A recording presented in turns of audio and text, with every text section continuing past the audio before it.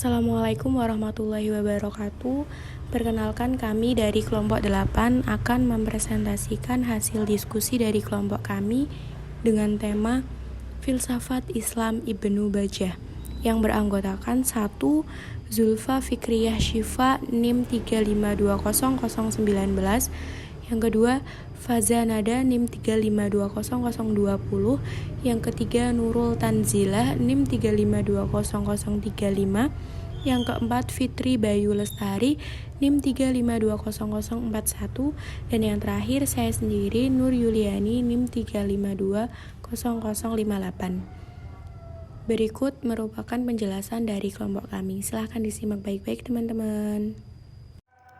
Nama asli beliau yakni Abu Bakar Muhammad Ibnu Yahya bin Al-Sa'ik At-Tujibi Al-Andalusia Al-Sarokostia, atau dikenal dengan gelaran Ibnu Bajjah.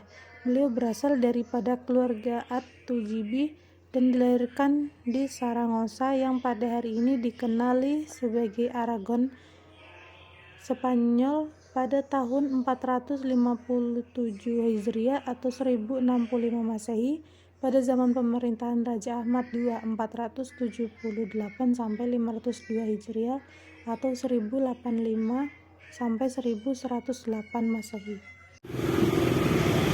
Karya-karya Ibnu Bajjah. Ibnu Bajjah banyak menghasilkan karya dalam berbagai bidang. Karya-karya yang dihasilkannya lebih kurang 31 karya. Karya asal Ibnu Bajjah ditulis dalam bahasa Arab dan diterjemahkan ke dalam bahasa Ibrani dan bahasa Latin. Manuskrip asal dan terjemahannya ada tersimpan di dalam perpustakaan Oxford, perpustakaan Bodleian, perpustakaan Berlin, dan perpustakaan Escurial, Spanyol. Terdapat hanya 2 manuskrip Ibnu Bajjah dipelihara dan dijaga rapi di dalamnya. Pemikiran etika Ibnu Bajjah. A. Metafisika atau ketuhanan. Menurut Ibnu Bajjah, segala yang ada terbagi menjadi 2, yang bergerak dan tidak bergerak. Yang bergerak adalah materi yang sifatnya terbatas. Gerak terjadi dari perbuatan yang menggerakkan terhadap yang digerakkan. Gerakan ini digerakkan pula oleh gerakan yang lain. Yang akhir rentetan gerakan ini digerakkan oleh penggerak yang tidak bergerak. B. Materi dan bentuk. Menurut Ibnu Bajjah, materi dapat bereksistensi tanpa harus ada bentuk. Pernyataan ini menolak asumsi bahwa materi itu tidak bisa bereksistensi tanpa ada bentuk, sedangkan bentuk bisa bereksistensi dengan sendirinya tanpa harus ada materi. C. Jiwa. Menurut pendapat Ibnu Bajjah, setiap manusia itu mempunyai satu jiwa. Jiwa ini tidak mengalami perubahan sebagaimana jasmani. Jiwa adalah penggerak bagi manusia. D. Akal dan makrifat atau pengetahuan. Menurut Ibnu Bajjah, akal merupakan bagian terpenting yang dimiliki oleh manusia. Ia berpendapat bahwa makrifat atau pengetahuan yang benar dapat diperoleh lewat akal. E. Akhlak Ibnu Bajjah membagi perbuatan-perbuatan manusia kepada 2 bagian. Bagian pertama ialah perbuatan yang timbul dari motif naluri dan hal lain yang berhubungan dengannya, baik dekat atau jauh. Bagian yang kedua ialah perbuatan yang timbul dari pemikiran yang lurus dan kemajuan yang bersih dan tinggi.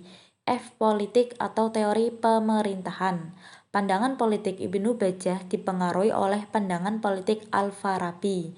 G. Manusia penyendiri atau uzlah. Filsafat Ibnu Bajjah yang paling populer ialah manusia penyendiri atau al-insan al-munfarid, dan yang terakhir ada teori itizal, kontak intelektual dengan Tuhan seperti halnya Al-Farabi dan Ibnu Sina. Ibnu Bajjah percaya bahwa pengetahuan tidak diperoleh semata melalui indera. Konsep insan mutawahid Ibnu Bajjah. Al-mutawahid memiliki arti manusia penyendiri. Orang-orang mutawahid yang disebut Ibnu Bajjah sebagai nabawid merupakan orang-orang yang sempurna yang hidup di kota yang tidak sempurna. Terdapat beberapa hal yang dapat dipahami dari konsep insan Ibnu Bajah.